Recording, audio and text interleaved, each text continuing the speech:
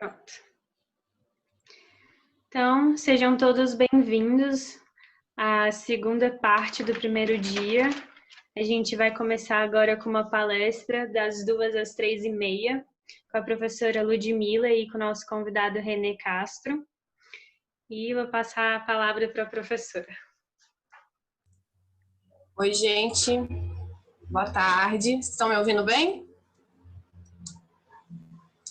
Beleza. Então, eu queria agradecer os meninos, meninas em especial, né? Tem mais meninas do que menino, do Cacau e das monitorias que estão aí, né, nessa organização e dando um show aí de organização, né? Num contexto em que está tudo muito difícil, mas está sendo muito legal, já temos um ótimo retorno, né? Então, acho que é um momento bem importante para a gente, né? E que abre possibilidades da gente ter, por exemplo, o René aí com a gente, né? De fora e que está podendo participar, né? Então, a gente tem as desvantagens, mas a gente também tem tido algumas possibilidades interessantes, né? Eu queria começar falando um pouquinho, né, do tema habitação social, assim, para contextualizar essa mesa, assim, né, digamos, e o debate que a gente vai colocar nessa tarde. Quando a gente fala de habitação social, né, a gente tem, cada um de nós tem um retrato disso, né, tem uma memória e tem um registro do que seria essa habitação social. Para algumas pessoas é aquele concurso, né, que ganhou o prêmio e que tem soluções muito interessantes de tecnologias, de conforto, etc. Já para outras pessoas, a gente está falando de uma situação que talvez, né, elas gostariam de ter. Pessoas que vivem num contexto em que a própria habitação não tem a qualidade que deveria e que tem problemas de, o que a gente fala, né, de insegurança e insalubridade, né? E a gente tem no nosso curso alunos com as duas, provavelmente com os dois recortes, os dois registros, né? Alunos que conhecem a habitação social, que é essa que está no site de concurso, e alunos que sabem o que é habitação social porque acham, né, sentem na pele a importância dela, né? E isso é importante a gente falar porque muita gente acha que por ser um curso numa faculdade particular, que a gente só tem pessoas de elite, né? E não é a verdade. A gente tem estudantes de classe média e muitos estudantes também de baixa renda, bolsistas, né? E que estão aqui, talvez, né? Como vários exemplos que eu conheço assim nessa caminhada, que buscaram o curso justamente para melhorar a sua própria condição de vida e da sua família, né? E isso faz com que a gente tenha cada vez mais, felizmente, e graças às políticas de governos anteriores, né, de inclusão que permitiram que muitas pessoas passassem a ter acesso a ensino superior que antes não era possível, né, era uma coisa de outro mundo, assim. Eu já participei de pesquisa em comunidade, assim, que uma vez uma senhora perguntou para mim, vem cá, é muito caro estudar, será que eu dou conta de um dia pagar para minha filha estudar no UNB? E aí eu falei, não é pago não, é de graça, né? Só que é uma coisa tão fora da realidade dessas pessoas, mesmo sendo gratuita, porque você tem um curso de deslocamento, você tem um curso de material, a gente sabe que a arquitetura é um curso caro, né? Que não é qualquer pessoa que tem acesso. Inclusive, eu que sou uma pessoa que já dei aula em várias faculdades, né, particulares, eu posso dizer que temos mais alunos de baixa renda nas particulares do que no UNB, porque não é qualquer aluno que consegue passar no UNB, né? Que tem uma formação de ensino médio que consegue passar, né, tão facilmente. Então, a gente está falando de um espaço aqui no CEUB, né, onde a atuação na habitação social ela tem sido muito bem vista, né, e muito procurada pelos estudantes, né, e aí a nossa lotação aí da sala mostra isso, que existe esse interesse dos estudantes, né, de conhecer mais sobre as possibilidades da habitação social. Aqui no CEUB, René, a gente tem um projeto que eu coordeno chamado Morada de Luz, né? É um projeto que oferece assistência técnica gratuita em parceria com coletivos, com a CODAB, que é a Companhia de Habitação, né? E a gente tem trabalhado aí em diversas frentes dentro desse projeto. E a gente trabalha de maneira interdisciplinar, né? A gente trabalha com o curso também de engenharia, o curso de psicologia e o curso de direito, né? Entendendo que a gente precisa desse trabalho realmente ser interdisciplinar. A gente não tem serviço social no CEUB, não presencial, então, infelizmente, não temos no CEUB essa parceria, mas como a gente tem parceria com coletivos, nós temos também parceria com assistentes sociais, né, de fora. Então, é um trabalho que tem crescido muito, e muito devido à dedicação dos estudantes, né? A gente já chegou a ter mais de 50 estudantes no grupo, hoje são 34, acabaram de entrar alguns novos integrantes, né? E o trabalho é muito feito por eles, né? A gente sempre vai construindo os planejamentos e a estrutura, a dinâmica e a metodologia colaborativamente, e isso se deve, né, realmente aos alunos. A gente sempre, nas seleções, busca procurar aquele aluno que não está ali porque quer horas complementares, não está ali porque é bonitinho, porque quer fazer caridade, né? Aquele aluno que está ali porque acredita nessa causa, acredita que a sua profissão pode contribuir para tornar a vida das pessoas um pouco melhor, né? E aí, só para ter um recorte, né, porque às vezes esse espectro aí da habitação é muito grande, a gente tem trabalhado, eu faço parte do IAB, né, que é o Instituto de Arquitetos do Brasil, aqui no DF, e eu coordeno as frentes que são relacionadas à assistência técnica, né? A gente está estruturando uma rede de assistência técnica, habitação de interesse social em Brasília, como tem a rede que, né, a ONG faz parte e que está à frente, né, a ONG Habitat para a Humanidade, junto com o Vivenda, né, que é um negócio social. Eles estão tocando uma rede nacional com uma frente voltada para o empreendedorismo, para a questão do crédito, e uma outra frente voltada para subsídios e para a atuação do terceiro setor, que é justamente a frente que a ONG está à frente. Aqui no DF, né, coincidentemente, quando me procuraram pelo Morada de Luz, inicialmente, né? E aí, depois de entender melhor a lógica, a gente viu que o coletivo poderia atender melhor, porque no CEUB a gente não pode trabalhar com recurso e tal, né? Então, o coletivo que eu faço parte, que é o PANAM, em parceria com o Morada, estão aí, né, nessa integração. E a gente já vem construindo, né, essa rede aqui no DF. E a gente tem trabalhado justamente nesse sentido de duas frentes, né, que são as frentes de possibilidades, as duas grandes frentes de possibilidades que a gente tem para atuar em habitação social, né? A gente tem uma frente que é subsidiada, ou seja, para aquelas famílias que são, digamos, né, por lei, a gente tem uma lei que garante, né, que é a Lei de Assistência Técnica, e ela garante para famílias de 0 a 3 salários mínimos gratuito, né? Então, público e gratuito. Então, como é que a gente faz para ser gratuito para essas famílias? Por meio da ação do Estado, mas a gente sabe que o Estado não atende, não dá conta, né, não tem braços para atender, mas também vias institucionais, né? Então, Morada de Luz é uma possibilidade, que é em parceria com a universidade, né? E as instituições do terceiro setor, as ONGs, os projetos sociais também são uma possibilidade por meio de doação, né? Aí eu acho que o Renê vai contar um pouquinho aí também como é que eles funcionam, para captar recursos e viabilizar para essas famílias que não têm como pagar nada, né? Mas para além desse tipo de atuação, que a gente aqui está chamando, né? A gente está estruturando aqui um escritório técnico social do IAB, que é voltado para essa atuação, né? Mas, para além disso, a gente tem também o mercado popular, né? A habitação popular, que é aquela faixa de renda, digamos ali, de 3 a 5 salários mínimos, né? Que tem ainda recurso, mas não consegue pagar como, né, um cliente que a gente cobraria um preço de custo, né? Então, para vocês que estão estudando e que têm interesse por esse tema, as duas possibilidades são viáveis, né? A gente tem, por exemplo, estudantes que foram do Morada de Luz ou que participaram como estagiários da CODAB e que hoje estão querendo montar um próprio escritório, um escritório popular, que vai cobrar, que vai ter um certo nível de lucro, porque precisa funcionar, precisa pagar as contas, né? Mas vai cobrar um preço justo, né? Então, isso só para vocês terem uma noção, quem não tem ainda familiaridade, né, com o tema, de quais são as possibilidades dentro desse grande espectro aí da habitação social.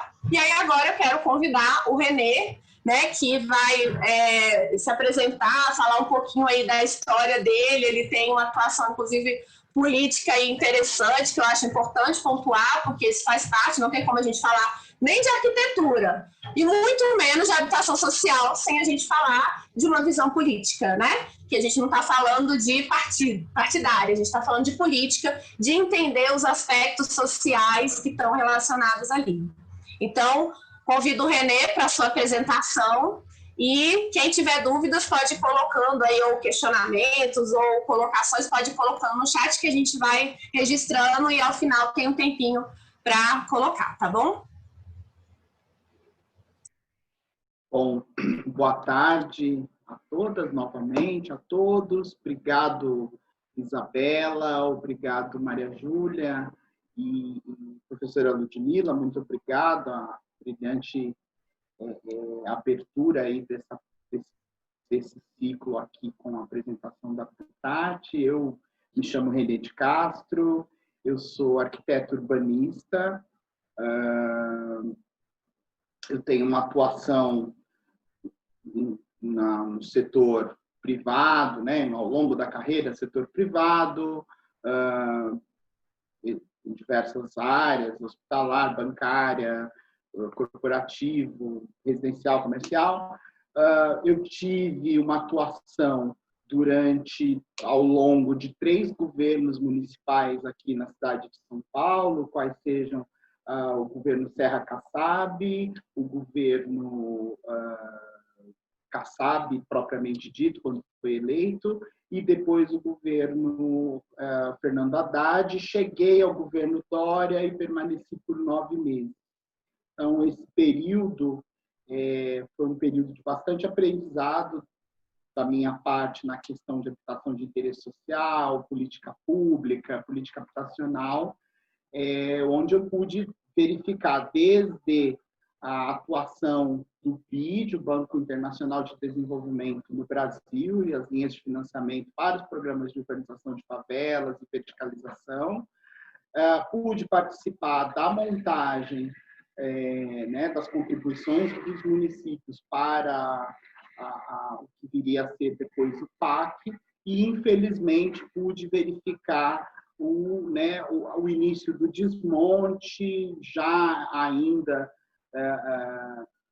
durante o governo Haddad, não um desmonte programado, mas muito por conta da falta de investimento, né, de verba aplicada na área, e, por fim, o desmonte propriamente dito no governo Dória, onde eu, como funcionário público à época, participei, infelizmente, de um evento na região de São Paulo da Luz, que é a chamada Cracolândia, onde houve demolição de hotéis com a morte de alguns moradores em situação de rua, ou mesmo moradores desses hotéis.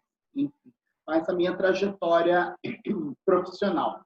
Depois que eu saí da Prefeitura de São Paulo, eu fiquei quase 2 anos fazendo meus projetos pessoais, fazendo obras e projetos meus, do meu interesse, e surgiu a oportunidade de vir para a Habitat, para a Humanidade Brasil, uma vaga como arquiteto, como supervisor de obras, né, e participando da área de programas da Habitat, para, né, trazer um pouco desse conhecimento de política pública, política habitacional, e aliado ao meu conhecimento também da área de obra, de assistência técnica, de atendimento à população. Então, essa é, muito resumidamente, o meu currículo de atuação. Eu tenho 42 anos, eu tenho um filho de 24 anos, na idade aí da maioria de vocês, e eu vejo esse momento agora, até para a gente fazer um recorte de tempo, com muita expectativa e com muito assim, cuidado com relação justamente a geração de vocês que estão aí na universidade, saindo do mercado de trabalho, pensando, né, para onde eu vou, querendo saber quais são as possibilidades de atuação. Então, para mim, é sempre um prazer, Ludmila, poder contribuir com esse momento, porque não faz tanto tempo que eu estava nesse lugar do aluno também, com todas essas dúvidas. Mas sempre um prazer poder fazer essa contribuição.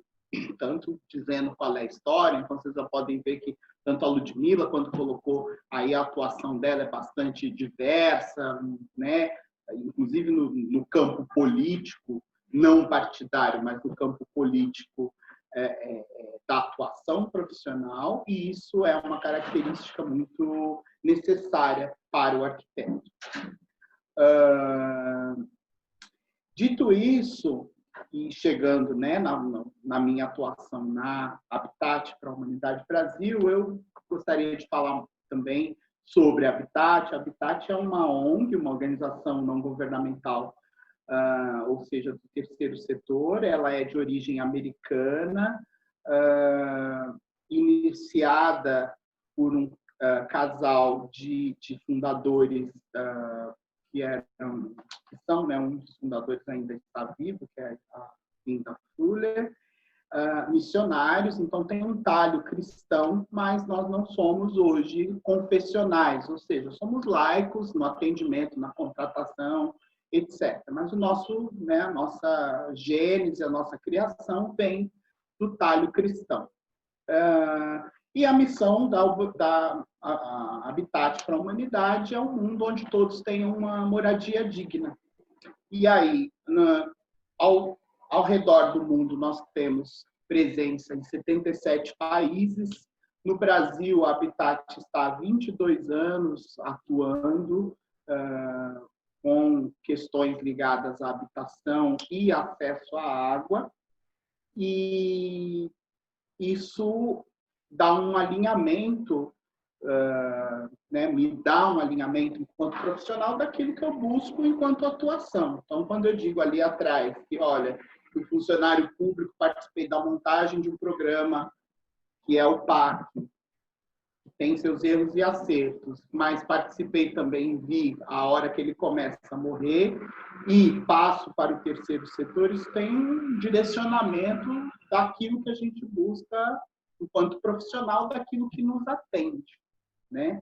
E eu estou dizendo isso porque está muito, assim, muito vivo para mim nesse momento. Eu estou fazendo um comecinho aqui antes da introdução oficial, estava dizendo, fazendo um processo seletivo para estagiário, para assistente. Então, diante desse panorama do mundo, do país, tenho dito isso, que me preocupa como está o nosso mercado de arquitetura. Mas nós temos algumas saídas e algumas soluções que são possíveis. E aí, quando a Ludmila também diz, né, e coloca aqui da possibilidade de atuação do arquiteto, eu me lembro muito, e aí ele não é um arquiteto, mas para mim me serve de inspiração, que é o Mino Carta, editor da Carta Capital. Ele, lá no passado, trabalhava nas redações da Veja, trabalhou na Isto É, etc. E aí, por conta das suas posições políticas, chegava um momento que, não, tira o Mino Carta daqui da redação, foi para outra, tira o Mino Carta daqui da redação. E eu lembro de uma entrevista dele, onde ele diz que, de tanto sair de redação por conta da sua posição política, ele resolveu criar a sua própria redação, porque aí não seria possível ser retirado da redação própria dele, e ele criou a Carta Capital. Então, o que eu quero dizer com isso? Na hora que a Ludmila, né, diz sobre as possibilidades de atuação, é isso, a arquitetura, e ela marcou muito bem a questão da presença dos alunos em situação de vulnerabilidade social, mas mesmo assim batalhando por essa vaga de estudo na universidade particular, pagando, acho que é papel nosso, né, dos profissionais que já estão... Não, é porque ela me mandou. Aberto, desculpa. Tem um papel nosso dos profissionais que estão no mercado, ou quando estamos como professores, de mostrar essas possibilidades e dizer, olha, existe um horizonte a ser desbravado. Eu encaro a assistência técnica de habitação de interesse social como um horizonte a ser desbravado. Como a Ludmila colocou, a lei de assistência técnica ela é de 2008, foi promulgada em 24 de dezembro, é a 11888. Então, a partir dali, a gente tem um respaldo legal para essa atuação da assistência técnica. Então, a Morada de Luz, o Vivenda e outros parceiros estão abrindo um horizonte de trabalho para vocês que estão chegando, e vocês já estão aqui participando, se interessando pelo assunto, querendo contribuições, querendo entender um pouco mais e participando já ativamente. Então, isso é muito a parte onde me deixa muito feliz verificar esse posicionamento do corpo estudantil. Significa que entendeu, puxa, eu tenho que, para além de ser o arquiteto, eu tenho que abrir meu espaço no mercado. Porque anterior a isso, fica aquela arquitetura clássica, e, né, o corporativo, o mercado de alto padrão, que também é uma fatia do mercado disputada, né, centímetro a centímetro aí por todos os profissionais, tem seus méritos, mas por que não trabalhar nessa outra faceta? A Habitat tem por opção também esse recorte, famílias até 3 salários mínimos, no quesito qualitativo. Então, é dessa maneira que trabalhamos. Então, depois dessa breve introdução, falando do que é Habitat, da minha trajetória e algumas impressões iniciais, eu gostaria de apresentar um pouco da nossa atuação, como é feito o nosso trabalho lá na ponta, que eu acredito que seja a grande expectativa de entender como um arquiteto pode atuar lá na ponta com assistência técnica, de que maneira, quais são, né, os momentos em que o nosso saber técnico que está sendo chamado na contribuição da sociedade, da construção de uma sociedade mais igualitária, mais equitativa, e que é isso, um conhecimento, como a Ludmila disse, que é construído na universidade, onde existe, né, um entendimento de que há uma nobreza, mas se a gente não levar para os rincões desse Brasil, das cidades, esse conhecimento que a gente adquire aqui, constrói junto aqui, ele não terá um papel social. E a arquitetura, né, Ludmila, é uma ciência social aplicada. Então, não faz sentido todos os 5 anos ou 6 anos que o aluno passa se especializando nas técnicas e práticas, se isso não possa, de alguma forma, ser revertido em prol da nossa sociedade, né? Com o advento da pandemia, nós tivemos que retornar tantas quantas casas e nos questionar, puxa, mas espera lá, como é que a população vai fazer isolamento social nas condições em que vivem nas favelas e nos rincões? Então, isso é um papel nosso. E se nós não nos apostarmos desse quinhão do conhecimento, outra área se apossará e vai dar a sua resposta, e nós, enquanto arquitetos, ficaremos alheios a essa resposta. Então, é um papel nosso. Então, é por isso que contribui com a minha posição de aceitar o convite com muita gratidão para participar desse momento. Eu vou compartilhar a tela e fazer... E aí eu tenho uma apresentaçãozinha, tá? Num tempo tal que, ao final, a gente consegue abrir para perguntas e respostas, dúvidas, etc. Tá bem? Vamos lá. Aqui vocês enxergam minha tela? Sim. Sim. Ótimo. Então, eu vou diminuir aqui, porque vou ficar sem vê-los, senão vocês vão ver duplicado. Nós estamos, né, o tema é assistência técnica em habitação de interesse social. Nós vamos falar sobre isso, e aí a minha propositura para esse tema foi isso, as dimensões da assistência técnica e os seus desdobramentos, e falar da atuação do arquiteto, né? Que é aqui o curso que a maioria, ou se não todas, tem o maior interesse de saber como isso é possível. A Habitat atua tanto com as questões de moradia, quanto com as questões de acesso à água no Brasil, com projetos de melhorias urbanas. E aí eu vou falar para vocês, dentro dessas duas modalidades principais, como é feita a nossa seleção de beneficiários, muito rapidamente, que aí entra naquilo que a Ludmila falou, da interdisciplinaridade. Então, é ótimo também saber que já desde a universidade, os profissionais que aí virão sabendo que a nossa resposta, sozinhos, enquanto arquitetos, não é a melhor nem a suficiente resposta para as questões que estão aí.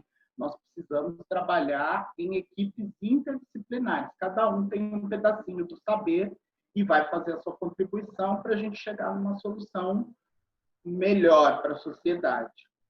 Nós temos alguns projetos de melhorias rurais ligados à água, e aí eu gostaria de falar no final do programa de voluntariado, que alguns de vocês conhecem, outros não conhecem. É um programa bem legal e tem muito a ver com o curso de arquitetura e urbanismo. Antes disso, queria só dar alguns dados para a gente ir fechando o foco sobre o que é o objeto sobre o qual nos debruçamos na nossa atuação. Então, a gente se debruça sobre a desigualdade social, né? Nosso tema mora nesse grande guarda-chuva da desigualdade social, onde 1/4 da população brasileira vive abaixo da linha da pobreza. Metade dos brasileiros com menos de R$15 por dia, e os 10% mais ricos concentram 42% da renda nacional. Esses dados são do IBGE. Faz parte também, né, para vocês que são estudantes de arquitetura, urbanismo, saber ler aí os índices e relatórios, indicadores sociais para dar as respostas macros e micros. Então, também esse conhecimento é solicitado do arquiteto. No Brasil, o déficit quantitativo está na ordem de 8 milhões de moradias que precisam ser construídas para que todas as pessoas tenham um local adequado para morar, 30 milhões de pessoas. Isso segundo dados da Fundação João Pinheiro, de 2015. Esses números aumentam, e agora, face à crise que já estava em 2015, só asseverou-se de lá até aqui, esses números aumentaram. Mas a gente coloca um marcador para ir fechando o foco. E o déficit qualitativo, que esse é o foco da Habitat, veja, a Habitat entende, né, a maioria das assistências técnicas entendem que o déficit quantitativo ele deve ser sanado por políticas públicas em grande escala, seja PAC, seja um outro programa que irá. A expectativa é sempre que ele sane o déficit quantitativo. O déficit qualitativo, pela ordem de 11 milhões de moradias, precisam ser melhoradas para se tornarem adequadas para morar. Ou seja, a pessoa tem uma casa, mas a casa tem algum índice de insegurança de posse ou insegurança por insalubridade. Então, também coaduna com o que a Ludmila nos colocou na introdução. Qual que é o nosso desafio, então, da Habitat? Nesse universo de 11 milhões de moradias, que não tem condições adequadas, nós fomos buscar quais são esses componentes da inadequação no Brasil e nas regiões metropolitanas. Então, esse gráfico aqui à esquerda da tela vai dizer que são inadequações da ordem fundiária, ou seja, da segurança de posse, ou os domicílios sem banheiro. Veja, já estamos falando de temas ligados à questão da Covid, ou seja, uma casa sem banheiro é uma casa que não consegue promover a higienização adequada para enfrentamento da pandemia. carência de infraestrutura, quais sejam asfalto, energia elétrica, água, instalação de esgoto, adensamento excessivo, porque às vezes a família mora em regime de coabitação, são duas famílias sob o mesmo teto, na mesma casa, dividindo as instalações, e uma adequação inadequada com relação às coberturas, telhados, tetos, etc. Esses dados foram cruzados da PNAD e foi feito também pela Fundação João Pinheiro. E nós, né, como eu havia dito, decidimos atacar prioritariamente o déficit qualitativo. Passar para a próxima. Na questão da água também, os números são esses. 35 milhões de pessoas não atendidas pela rede de abastecimento de água, fonte do Instituto Trata Brasil e Sistema Nacional de Informação sobre Saneamento. E 94 milhões não possuem esgotamento sanitário adequado. 8 milhões e meio não têm acesso à água potável no semiárido nordestino. As fontes são a Agência Nacional de Águas e a SUDENE, né, que é a Superintendência de Desenvolvimento do Nordeste. Veja, só para fechar esse primeiro bloco aqui, da gente focar quais são os focos de atuação da Habitat e também fazer o link na profissão e na carreira do arquiteto. O que eu coloquei aqui foram análises de dados, aqueles alunos que já tiveram as aulas de urbanismo, planejamento urbano, já ficaram mais familiarizados, que a gente trata, o nosso conhecimento também passa por aí, por entender, ler os dados, entender a sistematização de dados, como ela funciona e como fazer os cruzamentos para a gente chegar nos produtos, né? Para a gente chegar no foco do atendimento, né? Porque a gente sai para a atuação, a gente precisa saber o foco dessa atuação, por onde a gente consegue, sabendo ler os índices, as informações sistematizadas, os institutos que trabalham com seriedade, saber quais são as metodologias, etc. Então, para aqueles que gostam dos dados estatísticos, é também uma possibilidade de atuação do arquiteto urbanista. Em 28 anos de atuação no Brasil, nós tivemos, aí eu estou entrando na atuação da Habitat a partir dessa leitura, a partir, né, de saber qual foi o foco de trabalho. 87 mil pessoas impactadas em 13 estados, nós desenvolvemos projetos. Foram 7.500 casas, quase 7.600 casas novas construídas e quase 2.200 casas melhoradas, né? São melhorias habitacionais, depois a gente pode entrar nessa diferenciação entre reforma e melhoria habitacional, mas foram 2.200 quase, 615 cisternas no semiárido nordestino construídas para mitigar a questão da seca no semiárido. Eu vou entrar na questão das melhorias urbanas,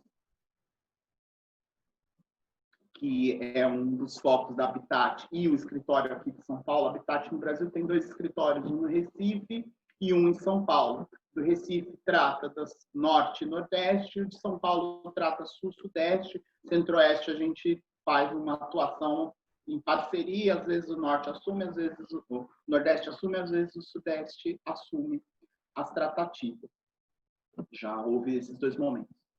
Essa fotografia é do Heliópolis, em São Paulo, que é onde fica a nossa base de obras e de atuação em São Paulo, na capital de São Paulo. A favela do Heliópolis é a maior favela em extensão na cidade de São Paulo e a maior favela em extensão do Brasil. São mais de 1 milhão de metros quadrados de área de favela, onde a gente possui áreas que já foram glebas, né? A divisão por glebas, que foram urbanizadas, glebas que ainda não sofreram urbanização, glebas que já se transformaram em conjuntos habitacionais, habitação de interesse social. Especificamente, a Habitat o escritório fica baseado na gleba K, que é onde é essa foto, que é uma gleba já urbanizada, ou seja, já foi embarcado infraestrutura de esgoto, de água, de luz, telecomunicações, pavimentação, e, mesmo assim, ela tem essa característica muito clássica da favela, adensada, com muitos andares, e aí várias outras dimensões da análise urbana podem ser discutidas a partir simplesmente dessa foto. Vejam aquele prédio à esquerda, verdinho, ao lado do outro que ainda está sem cor. Ele já é uma face da fronteira do capitalismo sendo alargada, e aí você já vê empreendimentos sendo executados dentro da área de favela. Mas veja, Heliópolis, apesar de 1 milhão de metros quadrados, de ter áreas favelizadas, é uma favela que fica a 6 quilômetros do centro de São Paulo, centro financeiro comercial de São Paulo, 25 de março, Brás Paulista.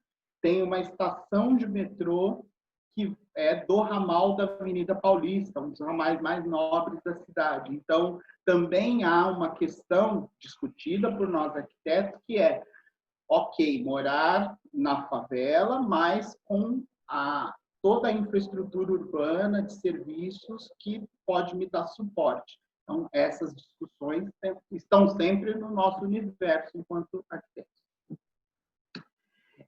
Aqui eu trouxe um mapa da gleba onde nós atuamos mais fortemente, que é essa gleba K. Ela tem 200 mil habitantes, isso com dados do último levantamento, último censo de 2010. Mas esse número, ele não é, com certeza ele é maior e tem aumentado, porque também a régua do IBGE não capta com precisão os agrupamentos subnormais, como eles classificam, e também, de 2010 para cá, a crise se asseverou, então a gente percebe, sem os dados, mas pela sensibilidade, por estar na área, que tem uma inflação de pessoas na área muito grande. São 14 glebas, então tem até a gleba N,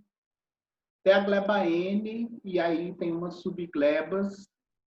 Nesta gleba, por dados coletados pela Associação de Moradores e também pelo nosso atendimento, a gente consegue afirmar que a maioria das famílias é composta por mães solo. Isso é um dado social importantíssimo para o atendimento da população. Ela é a maior e a mais populosa, a gleba K, em Heliópolis. Desculpa, ter uma informação aqui. Os 200 mil em Heliópolis, os 47 mil na gleba K. Tá. A gleba K sozinha tem 580 mil metros quadrados, são aproximadamente 11.700 domicílios. Isso são dados do Sistema de Informação da Prefeitura de São Paulo, que foi, sistematizou as informações sobre as favelas. Eu pude participar da montagem desse sistema e da coleta de dados. Ele está defasado aí desde 2007, 2008, mas mesmo assim ainda serve de base para divulgação de informações. Esses pontinhos coloridinhos que vocês estão vendo também é um trabalho nosso da Habitat. A gente faz um trabalho de sistematização da nossa atuação, então nós georreferenciamos todas as nossas intervenções de melhorias habitacionais e assistência técnica em Heliópolis, usando tanto o Google Earth quanto outras ferramentas de georreferenciamento. Então, no nosso sistema, cada casinha dessa, se você clica, você tem acesso a uma quantidade de fotos, a informações a respeito do atendimento, quem foi o financiador, do que constou a assistência técnica, enfim, um banco de dados de informações da nossa atuação foi desenvolvido agora no último semestre, inclusive por conta do advento da pandemia, a gente pôde parar e fazer algumas organizações mais criteriosas das informações que nós já tínhamos. Eu vou falar agora de como é o processo de atendimento das famílias, né? Esse organograma aqui, ele começa com um plantão social, que é feito pela assistente social, nossa, a Mabelle, e ela vai fazer um traçar um perfil socioeconômico dessa família justamente para a gente acertar o alvo. Qual é o nosso alvo? As famílias que recebem até 3 salários mínimos ou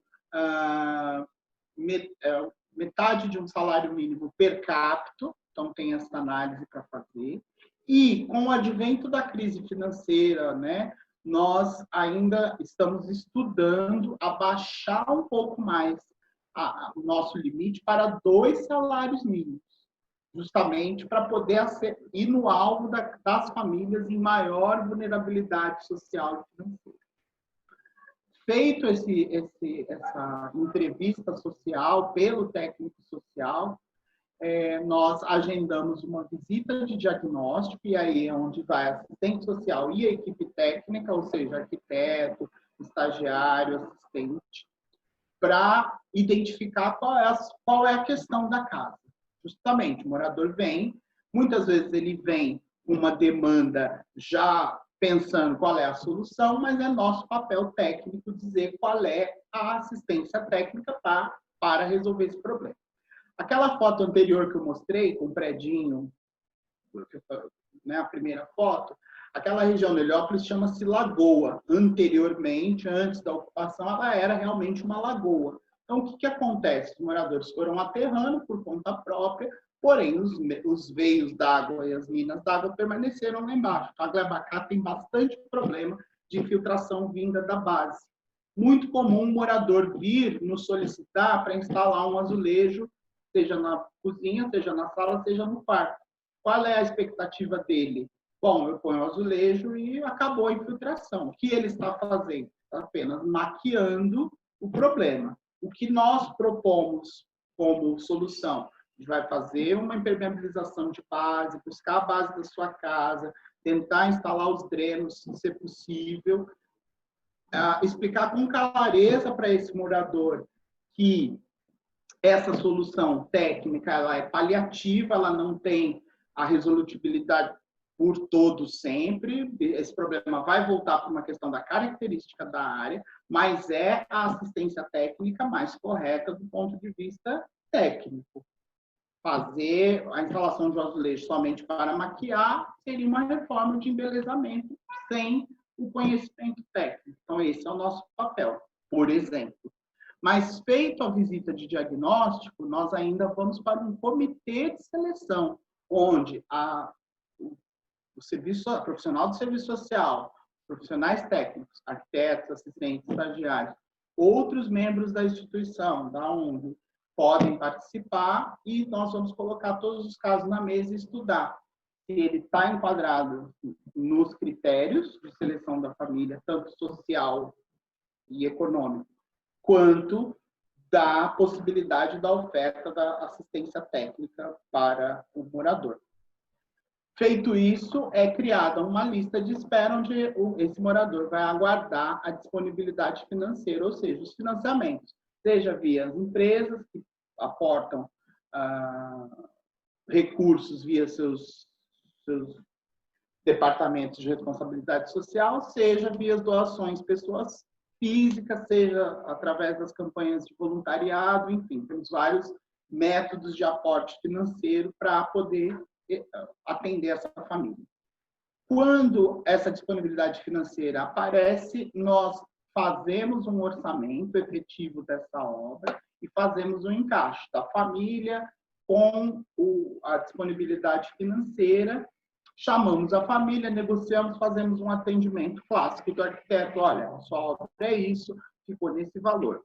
Dependendo do parceiro financeiro, é possível a família fazer um retorno de 30% do valor de mão de obra e material, e aí não é para a ONG Habitat, mas sim para a Associação de Moradores, isso parcelado em até 24 vezes, também dependendo de uma análise financeira. Existe parceiro que coloca já que está fazendo aporte, mas ele faz questão que não haja esse retorno, então também fazemos dessa forma, a 100%. Esse dinheiro que retorna para a Associação de Moradores apoia outras atividades da Associação de Moradores, do tipo o contraturno escolar, então a criança vai para a escola de manhã, e à tarde ela fica num equipamento de cultura e educação, porque os pais trabalham. Lá tem a reforço escolar, reforço de artes, esportes, alimentação, são também instituições que têm algum nível de convênio com a prefeitura, mas que precisam de um aporte financeiro para conseguir fazer esse atendimento do contraturno escolar.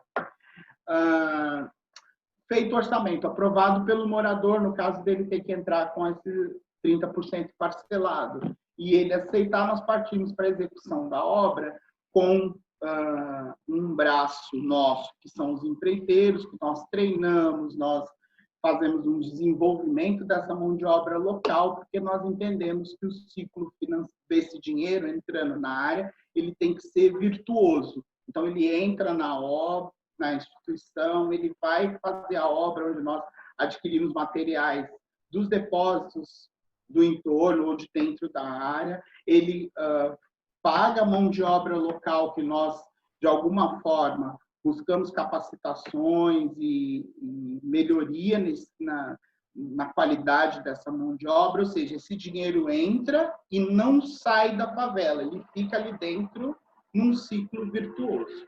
Depois que nós executamos a obra de assistência técnica, pode haver uma contrapartida que os financiadores pedem, que são os eventos de voluntariado, que é quando os voluntários da empresa ou pessoa física se disponibilizam a doar um dia de trabalho para ir para a área. Pode ser para fazer uma pintura, pode ser para assentar tijolo, pode ser para fazer um rejunte de piso e azulejo, pode ser um trabalho mais pesado, né? Fazer um contrapiso, uma sorte de serviços que a gente consegue realizar em um dia de trabalho, onde o voluntário doa esse dia, nós organizamos e o voluntário vai lá doar esse dia de trabalho para essa obra. Quando é uma obra de pintura, são aquelas obras que fez assistência técnica, resolveu, por exemplo, o problema da infiltração, mas eu não vou conseguir pintar a casa. No mutirão de voluntariado, é possível fornecer uma pintura e a casa termina. Essa foto que vocês estão vendo aqui é a nossa área de trabalho lá, o nosso escritório de área. Essas pinturas aqui que vocês estão vendo, todas foram feitas por trabalho voluntário, que se voluntariou e lá podemos fazer isso, podemos... e nós fomos transformando o espaço nesse espaço mais agradável de fazer todas as nossas atividades. Aqui, efetivamente, é o lugar onde nós recebemos as famílias para fazer a apresentação, café da manhã, e depois partir por dia de ação voluntária com os voluntários e as famílias em conjunto.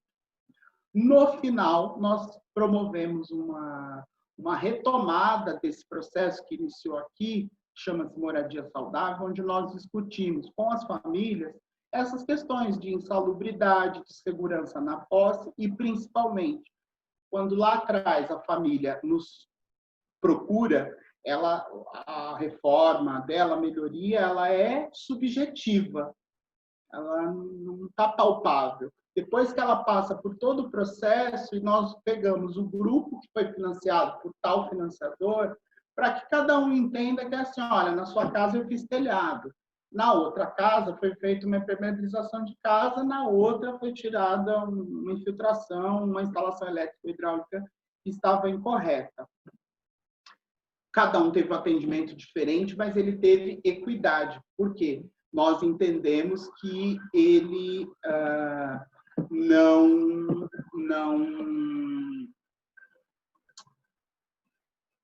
que todos os moradores foram atendidos naquilo que travava a família para resolver as outras questões, naquilo que travava a família para conseguir, logo em seguida, conseguir colocar um piso, que era o sonho da família, que era fazer uma pintura. Mas tinha uma questão antes que ela não conseguia resolver por falta do conhecimento técnico, da assistência técnica, e ela não conseguia. Então, nesse momento, também é um momento de nós, enquanto instituição, fazer a medição de que aquilo que nós temos como foco de atendimento foi atingido. Né? Uma pesquisa de satisfação, vamos dizer assim. Os critérios de seleção da família, como eu disse, são associados à vulnerabilidade social. Então, são analisados a renda, a escolaridade, questões de saúde, localização geográfica, visto que Heliópolis tem áreas que são mais favelizadas ou menos embarcadas de infraestrutura urbana do que outras, as questões de idade, de gênero e pessoa com deficiência. Eu vou fechar só um minutinho aqui. Está passando uma ambulância. Desculpa.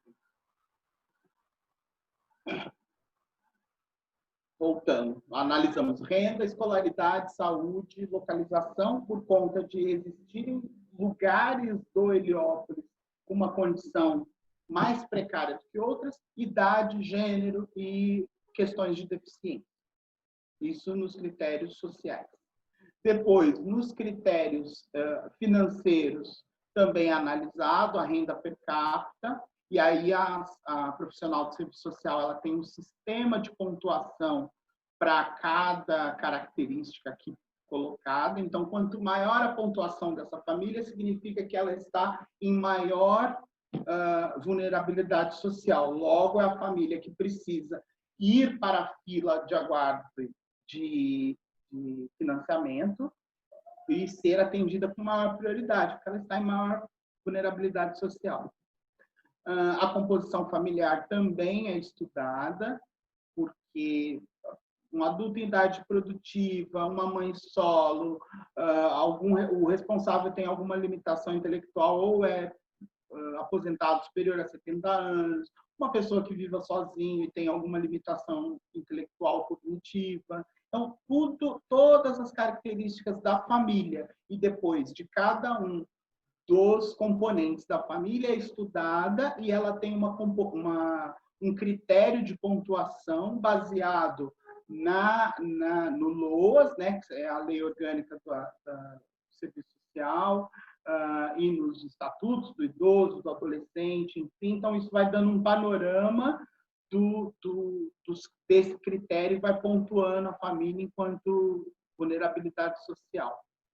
Nós temos um recorte aqui dos dados que estamos trabalhando desde julho de 2017.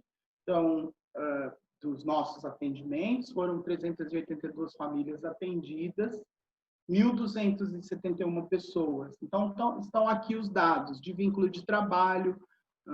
Veja que temos 31% do responsável, né, pela casa em trabalho registrado, 31% no trabalho informal, 15% são aposentados e pensionistas e 12% estavam desempregados na época do atendimento, 9% donas de casa.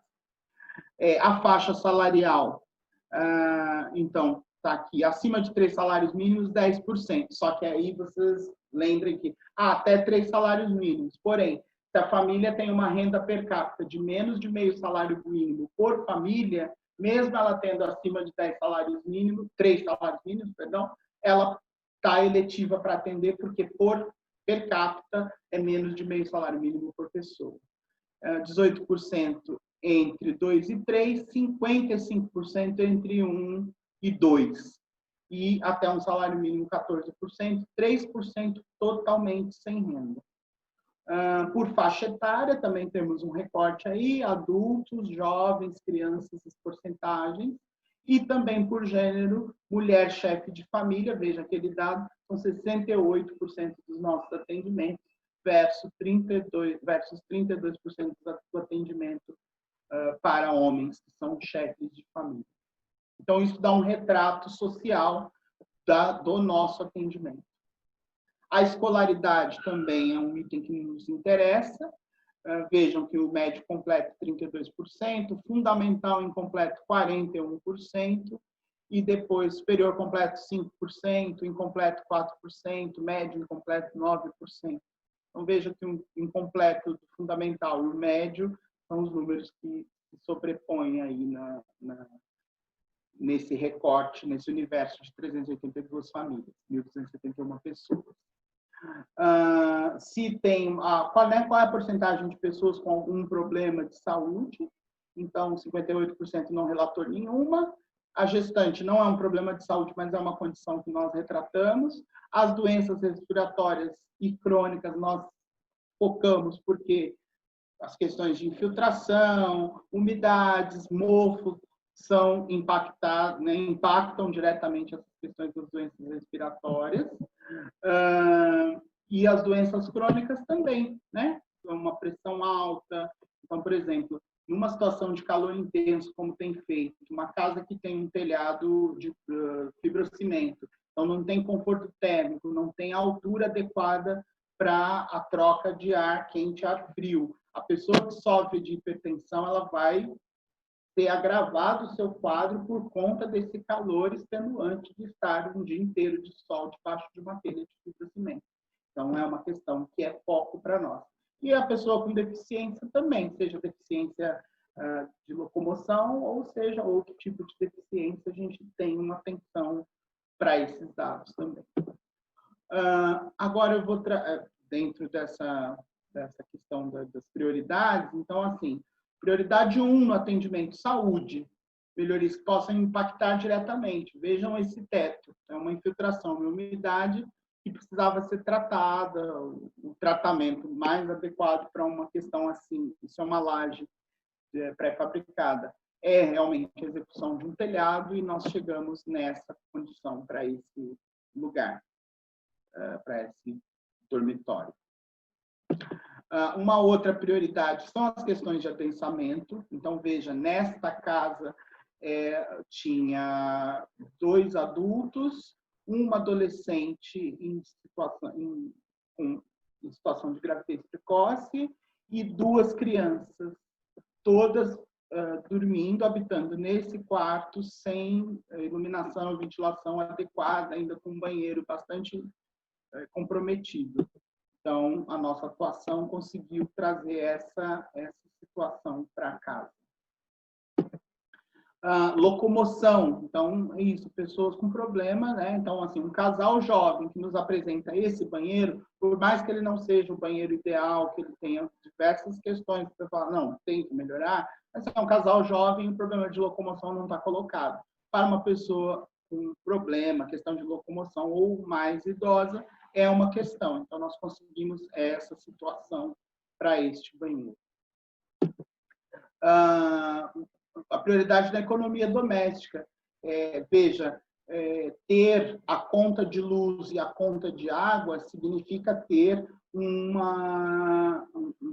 comprovante de endereço, de que eu resido em algum lugar. Então, os moradores de Heliópolis, da favela de Heliópolis, pagam, em sua maioria, regularmente, sua conta elétrica. Porém, as instalações, além de serem perigosas do ponto de vista da segurança, né? Isso pode ter um curto-circuito e causar um incêndio, ainda vai causar um gasto maior aí para a família. Então, isso também é uma prioridade para nós.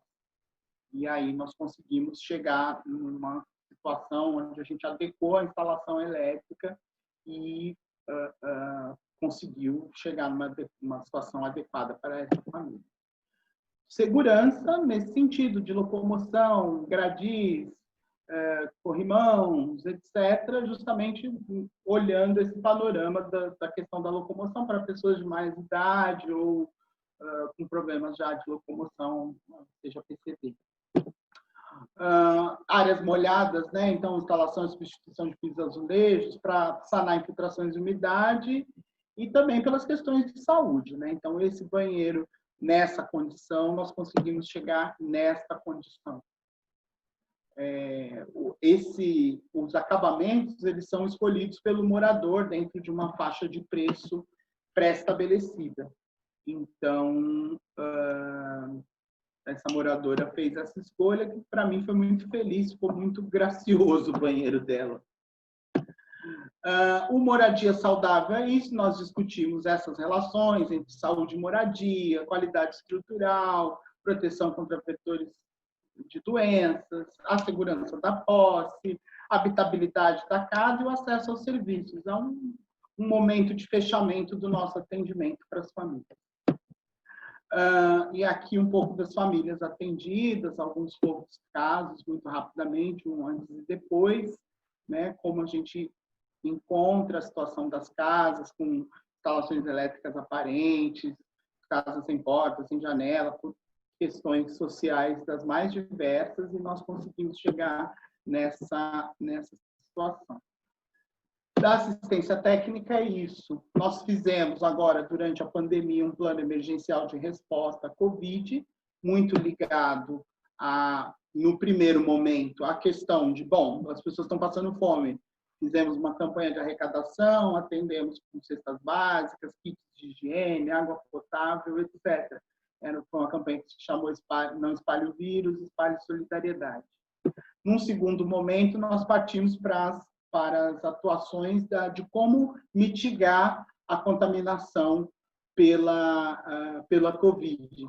E aí desenhamos esse lavatório e fizemos em escala pelo Brasil inteiro. Aqui ao lado está um mapa da cidade de São Paulo, onde nós instalamos em convênio com a Prefeitura Municipal, mas também atuamos em mais 3 estados do Brasil, com aproximadamente 400 lavatórios. Esse número vem aumentando, porque é uma solução eficaz e, de certa forma, fácil de implantar. A campanha chamou-se Uma Mão Lava a Outra. Nós tivemos a grata surpresa do Arnaldo Antunes poder ceder durante um momento o uso daquela musiquinha do Castelo Rá-Tim-Bum, né, Uma Mão Lava a Outra, na nossa campanha. E aqui está a solução por lavatório comunitário, sendo Rio de Janeiro e São Paulo e em vários outros estados do Brasil. Agora, num terceiro momento, nós estamos com soluções, estudando soluções para as casas, comunidades, trazendo mais esperança. E é isso, no combate à Covid, o que a gente precisa? De um lugar para se higienizar corretamente. E aí, dentro das nossas informações, a gente foi buscar as famílias que não tinham banheiro. E veja, em Heliópolis, nós encontramos um núcleo familiar com 25 pessoas dividindo o mesmo banheiro. Então, estamos finalizando a obra, construímos 2 banheiros para que esse núcleo diminua e possa ser atendida. Essa obra está sendo finalizada até sexta-feira. E as melhorias rurais são as cisternas construídas no sistema de mutirão pelos voluntários. É uma experiência de imersão no semiárido nordestino, feito como pode ser uma viagem de formatura aí para os universitários, pode ser um grupo de amigos, pode ser um grupo de uma empresa em busca de uma experiência de imersão, mas a tarefa é construir essa cisterna. E as nossas campanhas de voluntariado, como eu havia dito, que hoje em dia nós operamos em São Paulo e no Pernambuco, com a imersão de um dia, que são as reformas das casas. A gente tem uma tecnologia para o grupo, para que ele reúna os recursos sem precisar tirar do bolso e a pessoa possa conhecer uma realidade diferente da sua. A de imersão de cisternas, idem, só que ela dura 5 dias, a captação de recursos é um pouco maior, porque é uma obra um pouco maior, mas é uma possibilidade de imersão. E é uma viagem de impacto, que a gente chama, né? Porque um grupo de 9 pessoas vai lá para o semiárido. Então, agora, com relação, no momento da pandemia, esse programa não pôde ser executado, mas a gente tem isso no nosso portfólio de atuação. A melhoria habitacional é isso, em Heliópolis. Também tem uma metodologia para fazer captação financeira e financiar essa melhoria para grupos de 10 pessoas. Também, durante a pandemia, nós paralisamos essa atividade. Agora estamos começando a estudar, mas não para habitacional, mas para os lavatórios, para as comunidades, as pias comunitárias. Então, também uma experiência de um dia, em espaço aberto, todo paramentado. Nós começamos a fazer pilotos, fizemos 2 pilotos com voluntários e estamos ainda desenhando, mas a gente ainda quer, ainda esse ano, ter essa possibilidade de oferecer essa atuação em área. Eu agradeço a todas e todas. Temos aí mais uns 15 minutos, creio, para perguntas e respostas. Eu vou parar de compartilhar. Muito obrigado. Obrigada, Renê. Muito bom conhecer o trabalho de vocês e até por essa estrada, a organização que vocês têm, né? Provavelmente isso tudo foi já a partir da experiência, de testar o que dava certo, o que não dava, né? Então, isso é muito bom para quem está começando ou querendo começar, né? Então, queria reforçar que estamos abertos aí a perguntas, a considerações, quem quiser falar e, enfim, ponderar qualquer questão. Eu já anotei algumas perguntas, mas eu vou começar aí pelos meninos. A Maju já levantou o dedo ali. Você quer falar, Maju? Eu quero fazer... Primeiro, eu queria agradecer, Renê, por participar, por tirar um tempinho do seu dia para conseguir falar com a gente. E eu queria fazer 2 perguntas. Primeiro como foi, assim, para você decidir que você queria trabalhar, tipo, full time com habitação social? E, tipo assim, como foi sua prospecção de carreira, digamos assim, nesse sentido, nessa área? Tá. Você quer fazer uma rodada, Ludmila? Você quer que vai pergunta a pergunta? Eu sou um pouco prolixo. Então... Já digo porque eu... Pode ser? 2 perguntas? Tem aqui o Lucas Albuquerque também quer fazer uma pergunta. Tá. Vai lá, Lucas, pode falar. Oi, estão me ouvindo? Sim. Só não posso abrir a câmera aqui agora. É uma pergunta mais para o campo semântico da coisa. A gente vê pelos dados censitários do IBGE que o que a gente se acostumou a chamar de arquitetura social, na verdade, é a maioria do Brasil. Eu digo a gente porque eu tenho interesse em trabalhar nesse campo. A maioria das construções brasileiras são autoconstrução. E, no entanto, essa maioria a gente não pode chamar de arquitetura, porque pelo poder econômico a gente não é reconhecido como arquitetura, né? Só aquele 1% dos mais ricos que tem acesso a esse fetiche da arquitetura como sendo só um negócio isolado e que o arquiteto só trabalha para esse 1% mais rico. E um outro comentário vai falar sobre essa questão de falar que arquitetura política, mas não partidária, isso já foi uma vitória do capitalismo, que a gente fala político, mas tem que evitar falar que é partidário para não ser mal interpretado, né? Então, a gente tem um partido, a gente é arquiteto, a gente fala em partido o tempo todo, então a gente tem um partido de defender a maioria da população brasileira, que é tentar dar um acesso à técnica da arquitetura para milhões e milhões de pessoas que hoje fazem arquiteturas, que são os grandes arquitetos brasileiros, são a maioria das pessoas que constroem seus próprios lares. Obrigada, Lucas. Renê, pode comentar os 2 e a gente vai vendo aí se tem mais perguntas. Tá. Vou começar pela Maria Júlia. Olha, Maria Júlia, a vida nos leva para alguns lugares e a gente faz algumas decisões. Eu vou rapidamente entender. Antes de ter dreads, eu tinha black muito grande. E eu cultivei o black num período que eu morei fora do país. Eu fui estudar, fazer uma parte da faculdade fora do país. E aí, enfim, virei hippie. Cabelão, voltei para o Brasil num momento de crise, precisava procurar um emprego e assim, muito rapidamente, porque a minha ideia era ir embora de novo. Ainda estava um pouco deslumbrado com Europa e Quitai. E aí coloquei, na época era Orkut, talvez vocês não fossem nascidos, coloquei para os amigos que estavam procurando uma vaga. E aí, uma gerenciadora de obras da prefeitura, tinha uma amiga minha, engenheira, que falou: Renê, é o teu perfil. Eu falei: nossa, acabei de chegar, tô hippie, com cabelo enorme. Não, vai lá que ele está precisando. E aí eu fui. E um bichinho chamado urbanização de favela, planejamento urbano, política habitacional, me mordeu e eu nunca mais consegui sair. Quando saí muito pouquinho. Teve um período ali da transição para o governo Haddad que eu saí da prefeitura, eu era cargo técnico em comissão. Então, eu fui para a iniciativa privada fazer corporativo. Fui para um dos maiores escritórios de corporativo de São Paulo e fiquei muito infeliz, 8 anos, fiz obra no Rio, não sei o quê, não sei o quê.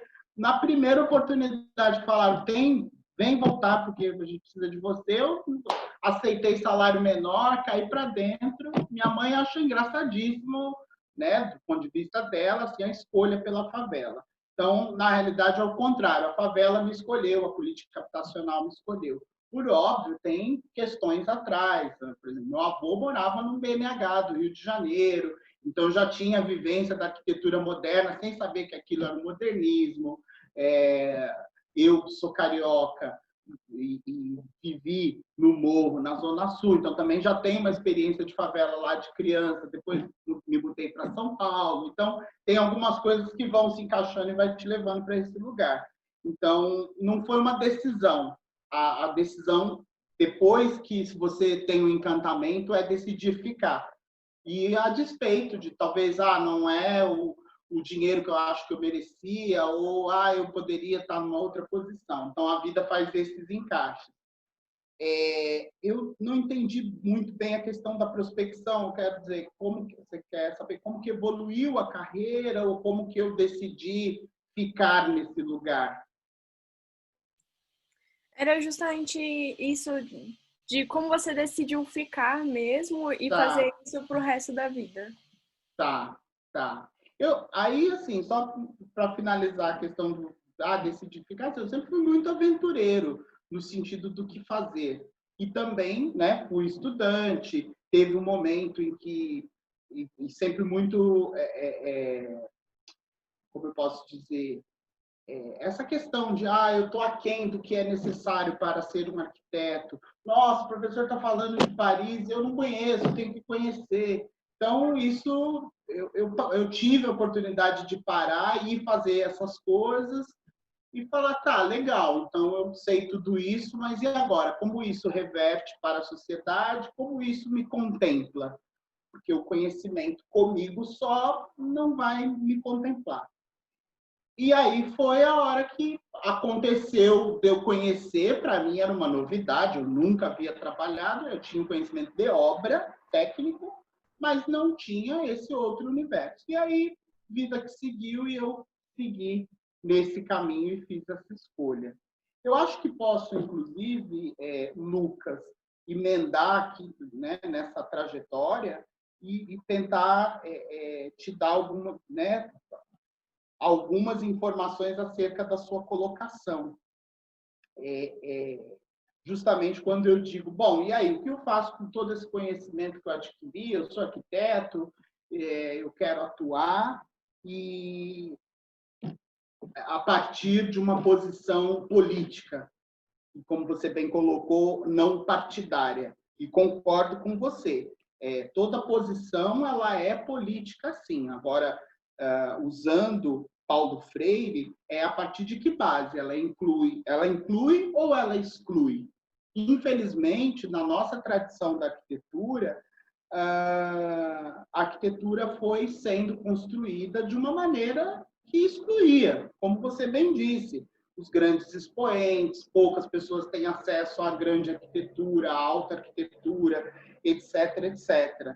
Eu acho que nosso papel enquanto ser social questionar, né, se eu vou chancelar essa postura da nossa corporação, vamos dizer assim, enquanto arquitetos, e a nossa postura profissional. Acho que isso eu tive, óbvio, sem saber, mas eu tive lá atrás a possibilidade de falar, opa, pera lá, eu vou chancelar aquilo que eu vivi durante os anos de estudo, etc., ou eu vou procurar um outro caminho? Então, também, na hora que eu encontro a política habitacional, a possibilidade do outro caminho. Com relação à autoconstrução, concordo com você, isso é um dado alarmante. Nossas cidades são autoconstruídas, salvo pouquíssimos exemplos. Eu discordo de você quando você diz que não há arquitetura. Não há essa arquitetura clássica, por assim dizer, ou calcada nos cânones dos grandes arquitetos, etc. Mas tem um saber muito grande. Então, vou dar só um exemplo. Quando eu era da prefeitura e algum colega projetista ia projetar, e eu fazia parte do comitê de análise, eu sempre dizia, olha, inclua na sua trajetória de produção, a gente precisa ir para a área às 10 da manhã, porque o arquiteto precisa entender o que é uma favela às 10 da manhã. Ela tem cheiro, ela tem cor e ela tem sabor, e o morador ele tem as suas necessidades e vicissitudes. Não adianta eu ou vocês virem com tanto de um talho social, e como a Ludmila disse, já mudou, agora a gente tem um outro perfil de aluno, mas também com um recorte do curso de arquitetura e dizer tem que pôr cozinha americana, porque a cozinha americana é o que funciona. Não funciona. Às 10 da manhã as famílias estão fritando ovo, estão cozinhando feijão. A televisão está dizendo que o sonho é ter um armário que prega na parede, e aí eu vou lá, falo para o cara que aquilo não é casa, que aquilo não é arquitetura, e faço a remoção, ele fica não sei quantos anos esperando em auxílio aluguel, e quando eu entrego uma casa que eu, arquiteto, digo que é casa, a cozinha não tem parede para ele pôr aquele armário tão sonhado, propagandeado na televisão. O cara olha para minha cara e fala, cara, eu não vou morar aqui, olha, eu tinha uma cozinha com parede, agora você me dá uma cozinha que não tem parede? Então, tem uma arquitetura, tem um conhecimento na área. Não é esse canônico da academia, mas é papel nosso poder entender e poder dar uma resposta consoante com este cliente. O que é muito importante a gente entender é que o morador em vulnerabilidade social, e nós fazendo assistência técnica, em primeira instância, ele é um cliente. E aí, como cliente, nós precisamos desenvolver a escuta, entender o que ele quer, traduzir em projeto dentro daquilo que ele quer. Senão, eu, como arquiteto, vou achar lindo, maravilhoso, e o usuário vai dizer, poxa, é bonito, mas não me atende. Ou, às vezes, nem é bonito, que é o caso de sempre oferecerem cimento queimado, porque está na moda, pelo amor de Deus, o morador, ele odeia, abomina, porque a vida inteira ele teve que conviver com cimento queimado. Então, ele quer o melhor porcelanato que existe no mercado, e ele está no direito, se assim for possível. Espero ter ajudado a fazer aí algumas reflexões aí na sua colocação. Sim, eu acho que eu me expressei mal. Eu quis dizer que eu concordo completamente com você, né? Que sim, tem arquitetura em qualquer espaço construído por qualquer ser humano, isso é arquitetura, mas que a gente acostuma a só referenciar a arquitetura o que vem de países frios que não tem nada a ver com o nosso contexto aqui. É uma coisa clássica que a gente vê aquelas, como você pode ter visto só pessoalmente, ver aquelas cidades medievais que são grandes favelas arrumadinhas, né? Aí eu vejo que a gente pode fazer a mesma coisa aqui, que a gente não tem, obviamente, mesmo dinheiro para fazer a mesma coisa, mas que é bem possível de tornar o Vidigal num bairro maravilhoso para se morar no Rio de Janeiro.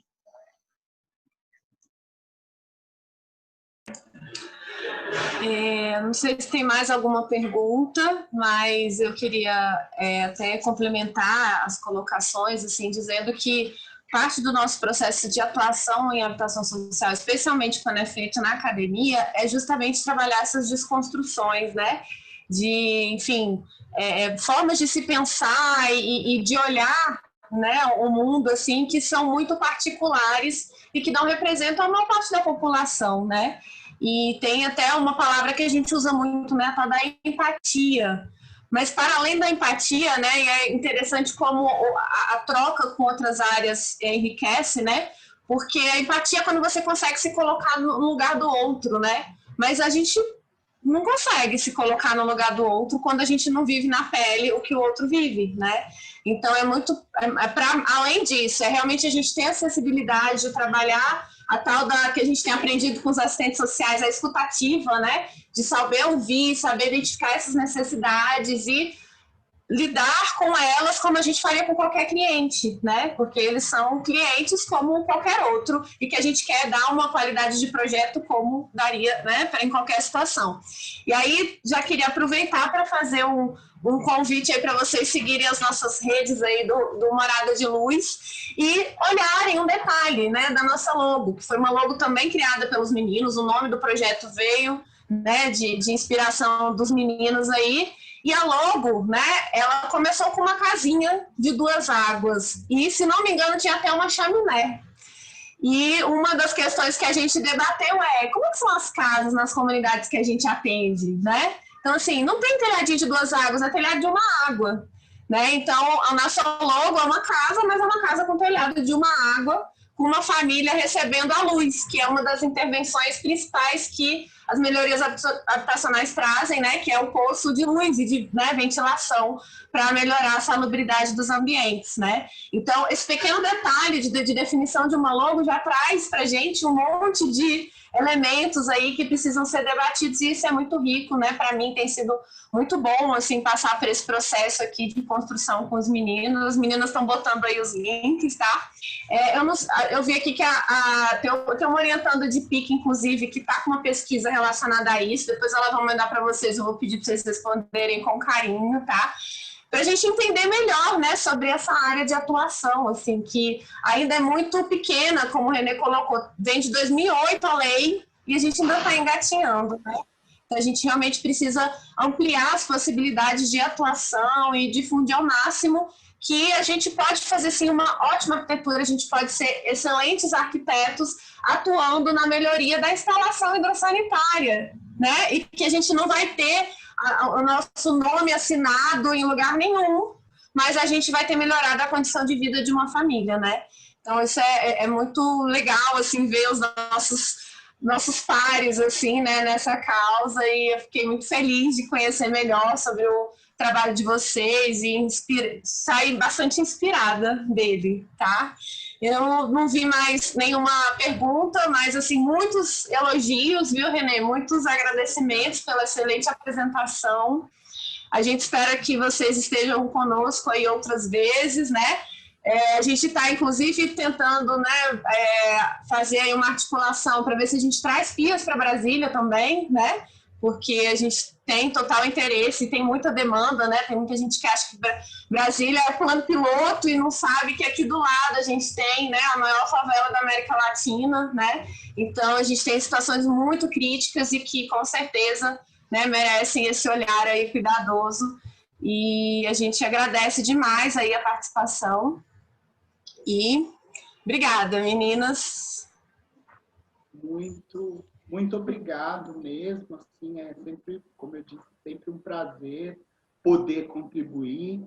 É uma apresentação um pouco longa, a gente procura, né, fazer um foco bem cravado, mas eu espero que tenha como eu posso dizer, arregimentado almas, né, Ludmila, para essa causa. Com certeza. Porque, assim, as outras causas da arquitetura, elas já têm as almas ganhas. Agora, as novas causas precisam de novos adeptos. Então, espero que eu tenha podido, pelo menos, despertar uma sementinha aí de curiosidade. Quem sabe, nessa curiosidade, não ganhamos aí pares imbuídos da questão. Da minha parte, eu posso garantir que é muito gratificante no sentido de contentamento poder dar essa contribuição tanto no campo quanto poder fazer um momento de reflexão e parar e vir aqui conversar com vocês todas e todos e, enfim, refletir um pouco sobre a nossa atuação sempre é muito bom. Sempre é muito tão bom quanto ouvi-los, poder parar e falar, nossa, a trajetória é essa. Então, muito obrigado pelo convite mais uma vez, em meu nome, em nome da Habitat. Estamos sempre muito à disposição para todos os questionamentos, possibilidades aí da gente se encontrar com álcool gel e máscara. Nós que agradecemos a disponibilidade de vocês dois. Muito obrigada pelo compartilhamento de informação. Foi um momento muito rico. Todo mundo está elogiando aqui no chat. 230 pessoas assistindo. Foi uma honra ter vocês com a gente. Muito obrigado. A gente que agradece. Obrigada.